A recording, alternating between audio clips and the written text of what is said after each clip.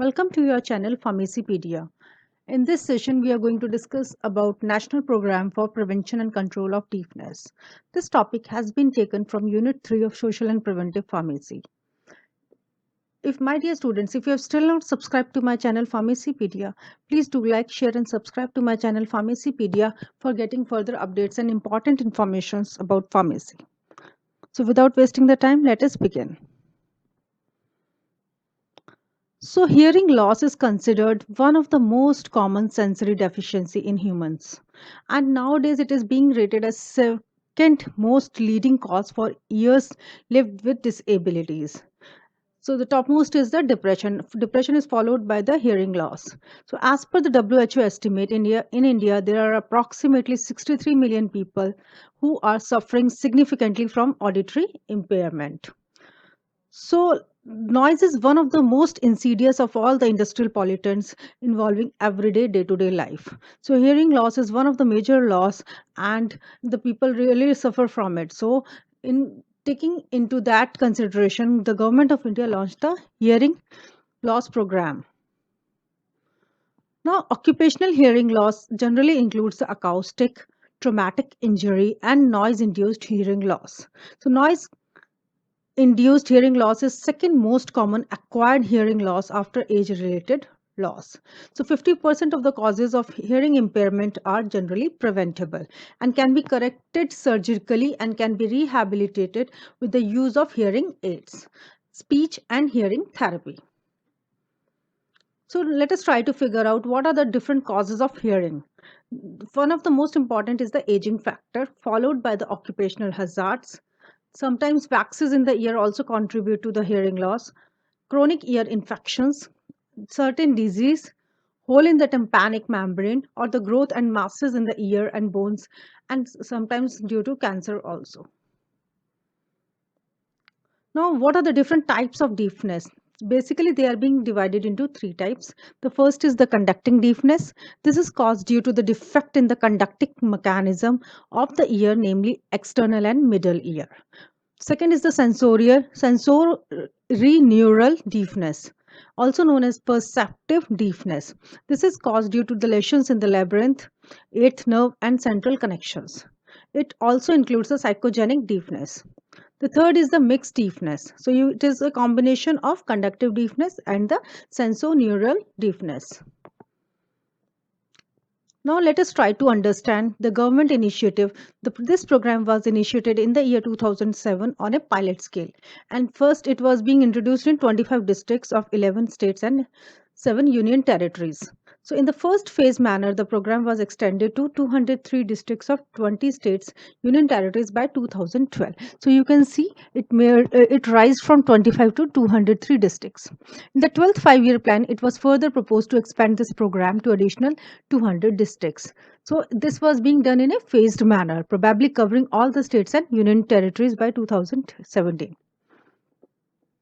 So, what was the objective of this plan? So, the objective was to reduce the total disease burden by 25% at the end of the 11th five-year plan. So, what were the immediate objectives? Immediate objectives were the early identification, diagnosis, and the treatment of the ear problems. Now, these ear problems are responsible for the hearing loss and the deafness. Other objectives were like to prevention of the avoidable hearing loss on account of all the disease or the injury caused, to medically rehabilitate persons of all the age groups suffering with deafness. Also, it helped in strengthening the existing intersectorial linkage for continuity of the rehabilitation program. Also, to develop institutional capacity for ear care service by providing support for equipments, materials, and training personnel. Now let us try to figure out the strategies which are being used in the program. So they are basically into three types. First is to strengthen the service delivery, including rehabilitation.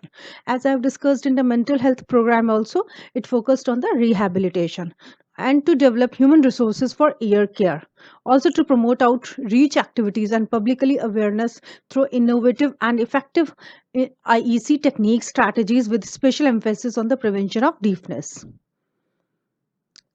The different components of the program included training of all the manpower, that is, the people employed in the program, then infrastructure building, service provisions, and IEC activities.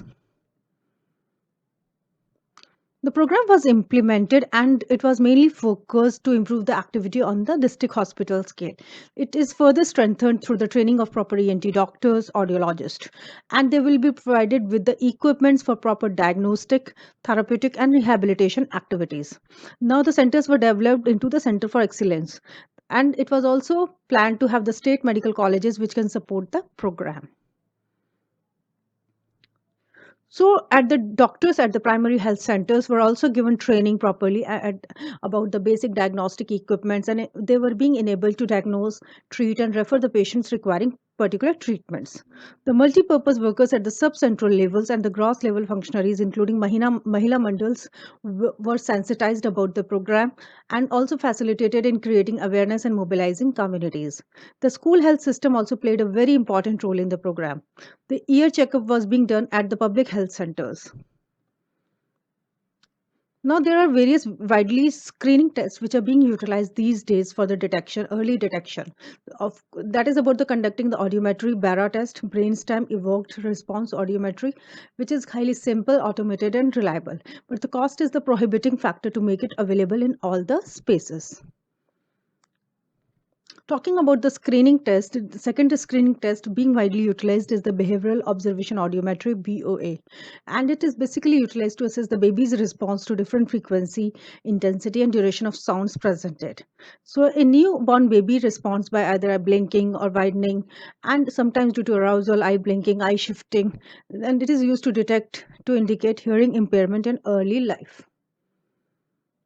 Talking about the achievements of the program, different achievements have been received from this program by the utilization of different modules of training of doctors, multi-purpose workers, and technicians, which at the various primary health centers. In some places in Delhi, training of trainers have been also started. In many districts, hearing aids are being provided free of cost to the poor children, and the program is completely integrated with the NRHM, which is at the central level.